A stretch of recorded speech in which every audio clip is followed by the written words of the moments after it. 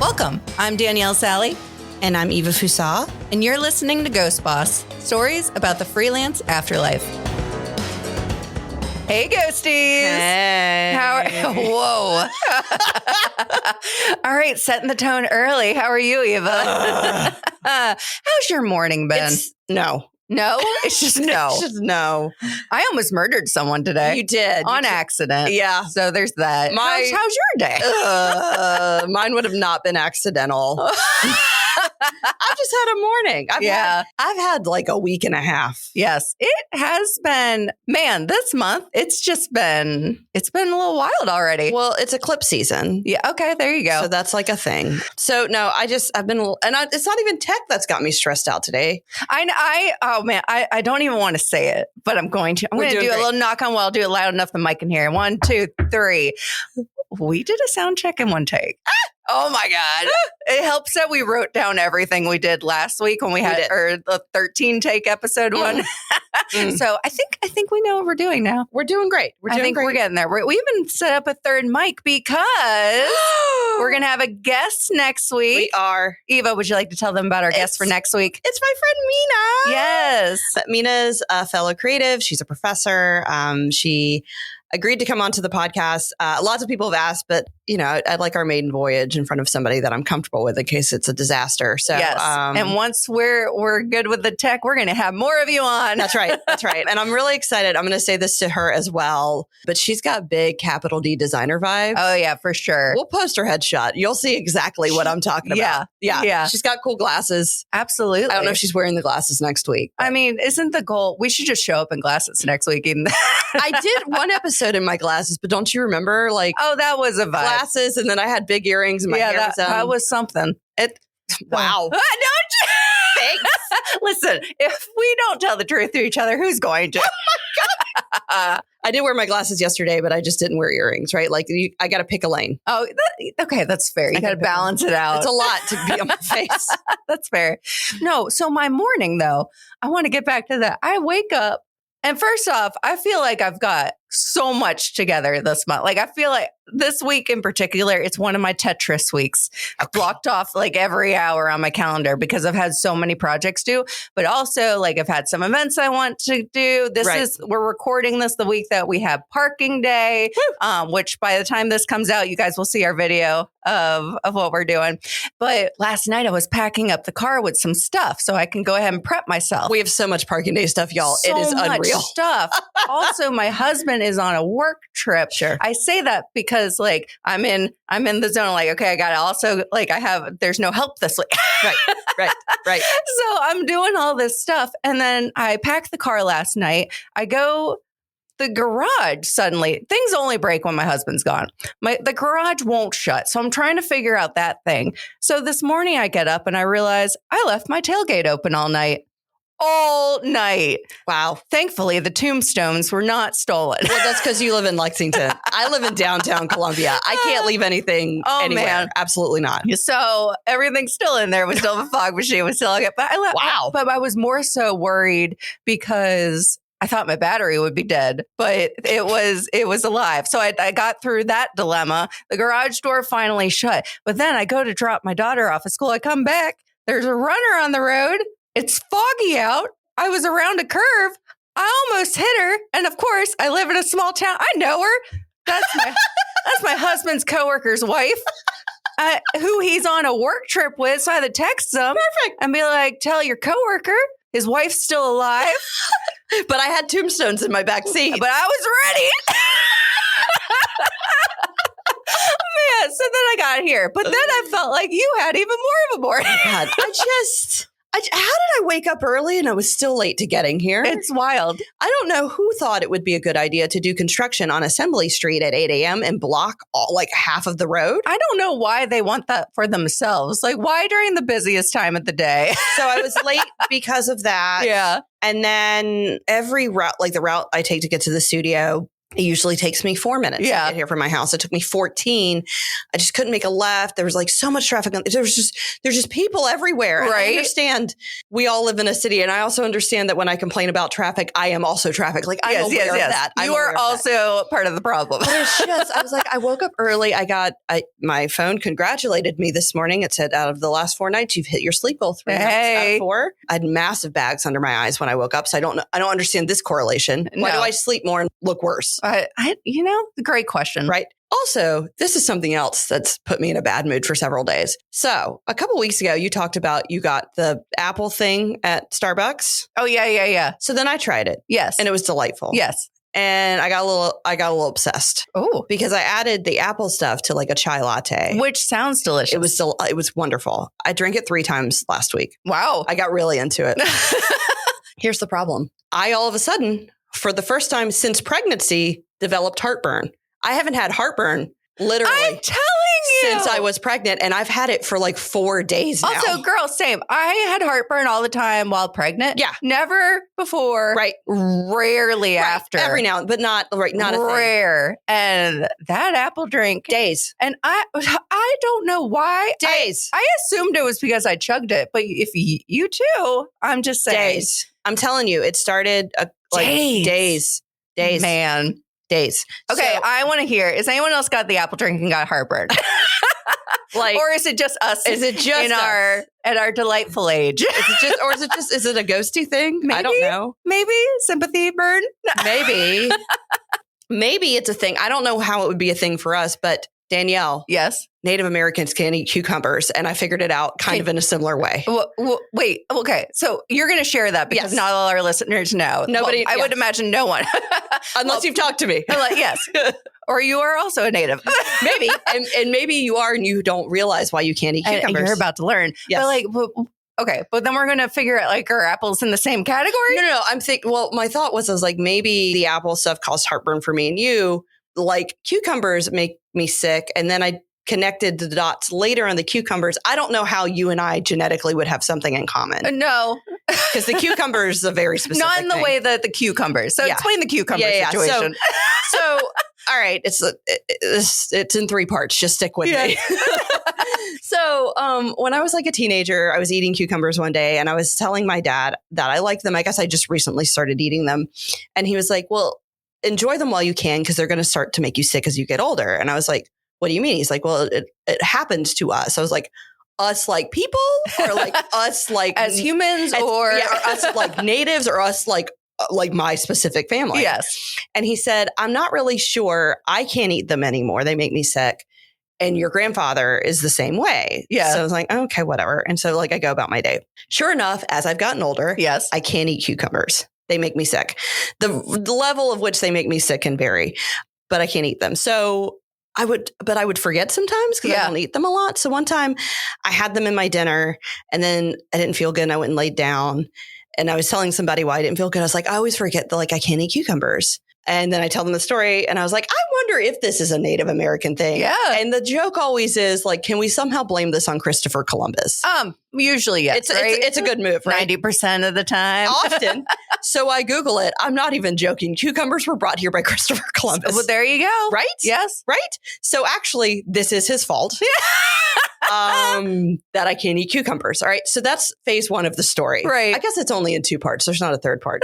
The second part the second part of the story is this. So this is now a thing that I talk about. And so I go to an Indigenous women's conference, like, I don't know, a month later. Yeah. And I get my lunch and it has cucumbers on it and I'm pulling it off. And so then I tell the story to everybody who's sitting around me. And for reference, I'm Liceno. So we're from California. That's half my family. The other half of my family is Apache from Arizona. So we're from the Southwest. The Ojibwe woman next to me, who's from Michigan, is like, I also can't eat cucumbers and nobody in my family can. And the Catawba woman from Rock Hill across the table from me is like, I also can't eat cucumbers and it makes my whole family sick. So I do think it's actually a Native American thing. I mean, it very well could be. Because those tribes are all very far apart from each other. And Christopher Columbus brought them here. We can blame him. Oh, yeah, for sure. We're definitely blaming him. For sure. So I can't eat cucumbers because of Christopher Columbus. I don't know why the ghosties can't drink the apple cold foam, though. No, I think this just might be. I don't want to say it's an age thing, but I'm worried it might be. But it might not be. Is there a 20-something listening to this getting heartburn from apples? But like, it's not all apples. It's just this apple stuff. Yeah, that's true. I'm fine with other apples. I mean, I can eat a red sauce and like drink some wine. Yeah, I'm fine. I don't know. I'm fine. It's unfortunate. It is. Because it is the spooky season. And y'all, she prides herself on being able to bring us back. I'm over here like rambling. We want to enjoy our fall drinks. I was like, I'm talking about cucumbers and Christopher Columbus. How's she going to bring it back? She's always like, how's she going to do it? How's she going to do it? But this episode, I don't know how long we've recorded, but we're going to finally talk about, because this episode is going to air October 1. You know that because you're living it right now. And we've kind of asked our listeners, would you want to share some horror stories? Mm-hmm. For spooky season. For spooky season, work-related horror stories. Could be freelancing, could be if you're at an agency, if you're in-house. Like, we just want to hear, like, what we've all been through it. I don't even care if you're not even in advertising, design, communication. Like, what are your horror stories? So we had a few listeners submit, and I wanted to read those today. And I thought that might actually make us maybe trigger some memories for our own spooky story. So we had a lot of examples submitted too. Okay. A lot of them are classics. Well, right? hold on. Before we get started. Yes. Are you going to put on your attire? Oh, yes, ma'am. So I don't know if you can see it, and I don't know if she'll use this for social, but I wore my Ouija board like earrings to celebrate. I'm ready. Danielle's got a witch hat on. I got my basic witch hat. Well, at the very least, we'll post a picture of us. Oh, for sure. But I do hope that this makes a social clip. Oh, remembering to put the hat on. How would it not? I'm in charge of social. So anyway, so start over. So now we're really ready. Yes. For spooky season. The hat is on. I mean, we're ghosties. We live in spooky season. It's spooky season all year 365. But anyways, here we go. All right. So a lot of the things that were submitted and very relatable items. So like back when we all worked in offices, some of you are still working in offices. So you might be living this pain now. You get all the way to the office. You get there, you unpack your bag, you realize my laptop's not here. I took it home. That's never happened to me. Well, it's because I found out you work on desktops all the time. Yeah, I do. Those of us that work on laptops get to work because we took our laptop home to work late and we get back, no laptop, which is really a pain when you live 30, 45 minutes away. You got to go all the way back home. I've also never lived that far away from anywhere I work. Oh, man. Okay, so this might not be related, but there's a lot of people listening right now. I'm sure other people relate to this. It's the worst. It's truly the worst. You got to drive all the way back home, get your laptop, come back. You have to get a passport to go home. So far away. It's not fun. No. I got a little special pass. No. Another one that was submitted, someone had a print job. A $500,000 print job that went through proofing. Teams and teams of people. See where we're going. You know where this is going. I see exactly where we're going. Typo. Yep. They had to eat the entire job. Probably at like 52-point type or something. Like it's a really small typo. It's like in a headline on page 2. Eat the entire job and get it reprinted. Of course they did. Right? On a rush fee now because you've hit your deadline. Yeah. That's happened to me. I feel like that one's happened to a lot of us. Yes. That's why I tell everyone too,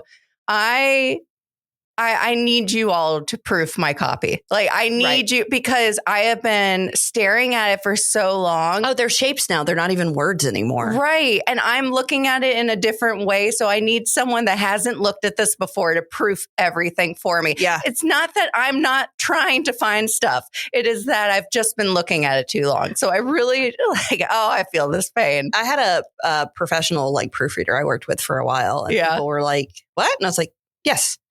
Yes, because we've all looked at this way too much. And I guarantee you every time she found stuff. All the time. Sometimes it was like stuff that it probably would have been fine. But she found some big stuff sometimes. And she was great about like finding consistency errors and things like that. So yeah, no, that's happened to me. It's many the times. worst. Mhm. Someone said showing up to the office and there's no coffee. I bring my coffee. I assume. Well, I was thinking about I'm not drinking that. office I was like, coffee. you know what? I haven't worked in an office that really had good coffee, so I usually and I like iced coffee. Well, that's the thing. I always show up with my own coffee because I assume you're not going to have an iced option for me. Right. And I will drink the coffee in an emergency, but I always also I had that long commute. I drank a cup just on the way. Right. But no, I need cold coffee. The only time you will find me with a hot drink is if it's below 45 degrees outside. Yeah. That. And I live in the South. So that's only 9 days out of the year. Yeah. And you're back to iced coffee in January. That's right. Okay. And then all of these it reminded me of one of my horror stories. Oh, okay. And this was back when the hat's killing me. I'm sorry. Not only the cadence of your voice, it's just how you're leading in, but hello. The hat. I'm like, tell me you went to art school without telling me you went to art school. And feeling totally normal about this too, by the way. You're just I'm fine. It's October. I don't know what do you want from me? But all of these stories reminded me back before I worked freelance, we were working on this project. I don't remember the project. I just remember it was stressing me Stressita about it. Out. Yeah.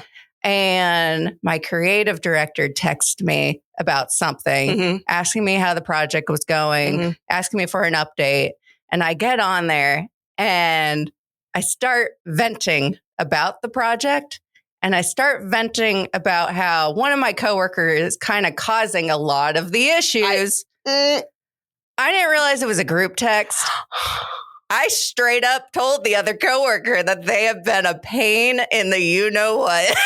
Danielle. Here's the thing, though. And the Aries is about to defend it, though. Oh, well, no. I mean, I didn't even, I was right. They were being bad about this. I probably would have more delicately said it to them, but but then I will give this person credit. They owned it.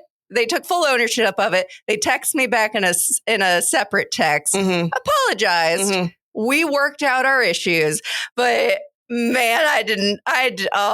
So now I'm always so nervous. Is this a group text? Yeah, I know. I've. It's not the first time I made that mistake. Really? I'm bad. Don't group text me with if you know with the person I'm going to talk crap about. Noted.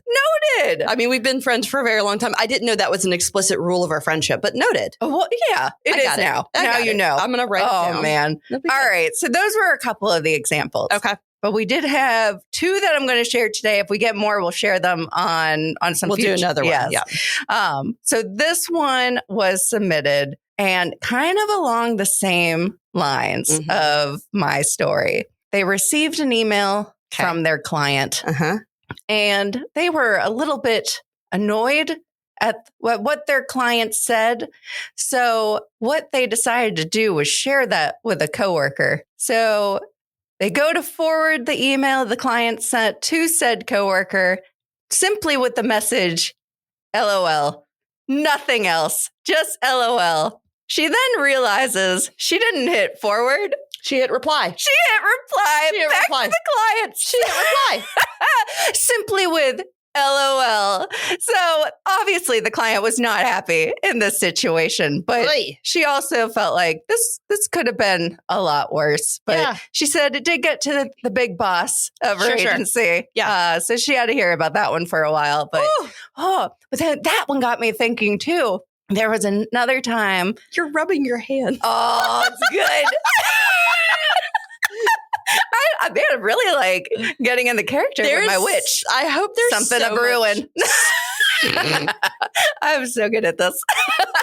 There's going to be social content for days out of this. Just off this one episode. Yeah. But no, so there was this time, this account manager, it was the client wrote something and they just had a lot of questions and the account manager sent it to one of the art directors, not me. This story is not mine. Just to be abundantly clear. I've made my mistakes. This one's not mine. They sent it to the art director. Right. Art director, didn't like the comments. Response. We're art directors. Because we're art directors. That's how we be sometimes. Listen, we don't care. We know. We are very aware. We did this the best way we thought it could be done. Yes. we're asking for feedback just to be polite. Yeah. We don't want it. We don't want it, but we know we have to ask you. Look, we know everyone else thinks we're divas. We're fine. We have God complex. It's okay. Are they wrong? No. Our combined name is Diva. Exactly. We know. We're aware. So this art director replies back to the account manager and says a couple things. Not bad, just a couple things, but then says, you as the account manager need to educate your client and explain to them why. It sounds harsh, but I know what that means. But I got it. Mm-hmm. Well, let me tell you something. In email, that sounds real harsh, especially when the account manager then replies back to the client and forgot to take out the art director's reply. Oh. And I have had that happen a couple times where I've replied to an account manager and they just hit forward on my email to the client. And I'm like, whoa, I wouldn't have worded it that way because I know how you're going to take it. This is us. Yeah. Like we're talking here. We're talking, but you got to finesse it before you take it outside. They're going to read that in a different tone. Oh, no. So they wrote back. They were not happy about being told they needed to be educated. Yeah. Obviously. Right? Oh, man. So that made me think. Email stories? Oh, those are nightmares for sure. All right. And then we had one more I wanted to share today. Okay. It was a lengthier one, so I'm going to read it straight off. You won't know that because you're listening to the podcast. All right. So they submitted. Okay. I once had an executive at a large company that they worked on the product launch presentation for them. And this executive was, as they put it, difficult to work with. The form factor for this product was a little strange, but the team who created the product renders did a solid job making them. Okay. The executive did not agree. They called out every product image in the presentation as wrong and then spent 25 minutes of a closed door meeting. I got goosebumps thinking I've been there. Closed door meeting explaining to another creative director and them the concept of this 3-point perspective in the art. So they're talking about this product design in the art. I see the hands. All wrong. They're explaining this to the creative director, right? Here's the best part. Not only was the executive wrong about the presentation, but we found out the team making the marketing images used the exact hardware files to create the product renders. So they were, in fact, completely accurate. They're accurate. So essentially, if the marketing team's images were off, so were all the products sitting in a ship coming over from China. Good. Excellent. But that executive felt like they had to call out the art team. Right. You did this wrong. Right. And here's a dissertation on how you did it. They're going to find out when that container ship comes over. Oy. That is, I mean, I don't know what it is. Sometimes you have to sit there and take it. Yeah. A lot. It's a lot of what we do is just sure. And sometimes you're like, I know I'm not wrong. Yeah. But I'm gonna sit there and take it. And things like this happen and you can explain why. Yeah. But man, it's so frustrating because there's just some people who they just have an ego. Yeah. They're on a power trip. Sure. They have to be the most important person in the room and they have to take you down. Sure. And I feel like a lot of times for some reason, designers, we got to get yelled at. Maybe people like yelling at us because we are divas.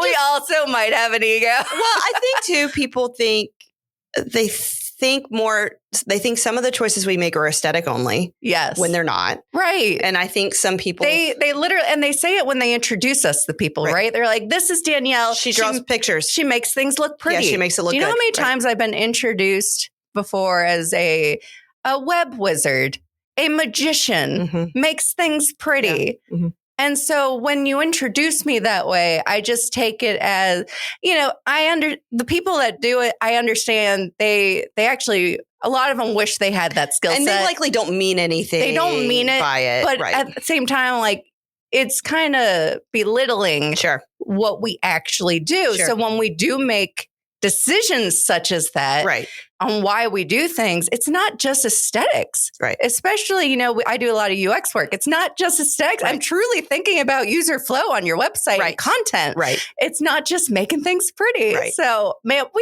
people like yelling at us. Well, and sometimes I find myself this happened yesterday on a call. Somebody asked a question about a design choice I made, and I have a very good relationship with this client. Yeah. And so sometimes I tell them that was made intentionally, and there's a reason behind that has to do with composition or typography or color theory or whatever. There's a reason why I did that. But this particular one, I was like, actually, there was like half a dozen ways I could have solved that problem. Yeah. That just happens to be how I solved it. I picked this one. Right. If you prefer doing it the way that you just suggested, that is fine. That's not going to change the design of the page. If you want me to align that text a little bit differently. Sure. And so when you have a good relationship, you can explain that. Absolutely. And this particular client always starts with, I'm just asking the question. Oh, always. Right. Which is great. That's fine, because it kind of like opens the air of like, I'm just asking. It's fine if you tell me it needs to say that way. But yeah, like, I get introduced as like, she makes things pretty, she draws stuff, but because I also have a journalism degree and I can like write and do some copy editing. For a long time, I was introduced on my internal team to like, she also does the wordsmithing. And I'm like, wordsmithing. I'm like, okay, well, that's not a word. Number one. I loved it. Number two, I have an entire 4-year degree through a journalism program in visual communication. So yes, I'm one of the few people that in this building that understands what a vector file is and also what to do with a comma. Yeah. Great. Oh, one of my jobs, they put out a press release to announce that they hired me. Mm-hmm. And, I believe, I remember, I think it was in the headline, but they referred to me as a unicorn. Perfect. Is that why you're wearing the hat? It covers your horn? Yeah, it covers my horn. Yeah. It's great. But no, they did it because I was doing front end development and design. And this was back in a time I get it. Yeah. That's, I like totally, it was, honestly, I took it as a compliment, but it is funny how many mythical references I get when people describe what I do to other people. Yeah. Yeah. I don't know why. Yeah. I also think it's interesting, like, I have to explain to people sometimes, particularly like I have a lot of clients that are in STEM. So like their business is just very different than what I do. Oh, very sure. But then I explain to them, I'm like, but there is science behind some of the decisions that I make. Yeah. There is very real science behind how people interact with websites or social media, the way your eye flows. Like, there are real rules that I'm following in this. That's why I took psychology in college. Yeah, it's not all just made up. Right. Like, now there's some nuance in it, and I have a range of decisions I can make, but there's some core like facts behind the decisions I make as a designer. But so originally when you started talking, I was like, God, I don't think I have any stories, but this last one reminded me of something. Here we go. So I was a designer at a company, and I worked on a logo, and the person who I had to proof the logo to wanted to be a designer, but was not a designer. Like, not in background, not in degree, but it was something that he dabbled in and was trying to self-teach. And that's great. I'm not here to like knock anybody who self-teaches themselves design. Like, that's cool. Especially in this day and age, you have access. Yeah, there's tons. There's plenty of ways to do it. And so I'm not of this like mindset of like, you have to go to school to get the degree to build a good book. But this person dabbled in it and did not have a good understanding of design or like the fundamentals of like anything that we learned. And so every time I proofed a project to him, I got a lot of pushback. Yeah. Some of it, sure. A lot of it, no. So I got I sent this logo, and instead of giving me feedback, he sent back just a redo, like he just redesigned it. Oh, I've had this happen. And he'd done that many times with flyers and with a business card, like minor stuff. And it was just like, but this was a logo. Yeah. And The logo had a bunch of people in it. When I describe it, y'all are going to be like, Eva, why did you design it that way? I had a very specific brief. And so I had to design it this way. The logo had a bunch of like people in it and they were going backwards. It was like a group. So naturally, as they go backwards, the colors became more muted and more similar because as you look at things on a horizon and in a perspective, they blend together. Right. The concept that he sent back had all the people the same color going all the way back and didn't have any like change in like shape or perspective. Right. And so I replied back like with this like long email. Like here's why I did everything the way that I did. And I was like, you can go look at any photo of a group of people on a horizon and see that as you go back, they become the same color and they blend together. That's literally what your eye does. And like the whole thing was like that. And I tried really hard not to be condescending. And I wasn't trying to be condescending. No, you were just stating facts. At this point, I'm explaining color theory and like how your eye works and like how people perceive things because I was so like just frustrated. I was very young. I'm a very young designer in the story. And so I sent the email. I'm not wrong. Nothing in this email is factually incorrect. And I'm just saying. And some of the edits I did take. Some of them that were not factual. Were not. Sure, you got to take a couple. Well, I did the ones that like, I was like, I'm not going to change this, like this one thing, because that's actually not what it would look like in the real world. Right. Like it's going to look strange because it doesn't actually, this illustration is not going to look anything like the real world. And so people are going to think it looks strange because it doesn't look real. Yeah. But a couple of things I took. And my boss, like after I sent the email, she's like, come here. Come here. And I didn't get in trouble. Yeah. She was like, you're not wrong. You're not wrong. I'm going to take over this project. And I was like, thank you. Oh, good. Great. Thank you. Because I can't. I mean, this person, and like, once again, I'm not trying to be all high and mighty. Yeah. Right. Like, I'm a capital D designer. Right. But I am though. You probably weren't wearing glasses at that time. I was actually. I was. They were not cool. I didn't have good vision insurance. So they weren't cool. But like, instead of filling out the project requests for every project, he would do a mock-up and send it like a full-scale design. Yeah. And it was just an interesting interaction because I'm just like, I get it. And I want to see your ideas and I'm not upset by that. Yeah. But now you're married to it. You just want me to make this into what you want. Right? It's not a relationship or a collaboration at this point. Yeah. It's like sometimes I don't need you to give that much detail. I just need, you have to be open. Right. And I'm open too. Yeah. Yeah. Exactly. I have had it though, where I've sent clients their logo and they've had someone that they know. Someone's nephew take a look at it. They know the Adobe. They know their way around. I threw it in Adobe. Every time somebody says that, I'm just like, Well, they sent it back. There were gradients. There was a stroke. There was a drop shadow. Yeah, but this was a logo. A logo. Well, you can't get mad at a gradient in a logo. No, I was fine. AF has a gradient. No, I actually, way back when that would have been problemsome, but like a gradient now I'm fine with. But the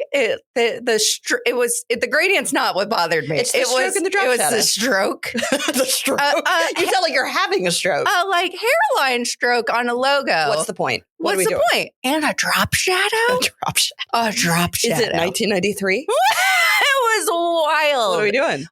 Wild. I'm like, did you just learn how to make? Sometimes people get excited, right? No, they're like, I just figured out how to make a drop shadow. I'm going to add it to every. I get it. It's very exciting when you figure these things out. I found some the other day. I found some art projects I had for my first class where I touched Photoshop. It was not a Photoshop class. Yeah. To be clear, but it was the first class I touched Photoshop. And like, I ended up doing this final project and I had this like inspiration of this like surreal artist. And so I was trying to do what he did. And I put everything on these like pasteboards and I found them the other day. Girl. Oh no. I got real excited about some filters because I didn't know any better. And the cling wrap filter. Oh yeah. I not only put it on there, but some professor gave me like a B on this project. Well, I feel like, when you're a student, you get to take it. What does every professor tell you when you're becoming a designer? Explore, try things. And I think that they would rather like give you a decent grade on something that like maybe didn't work out. Yes.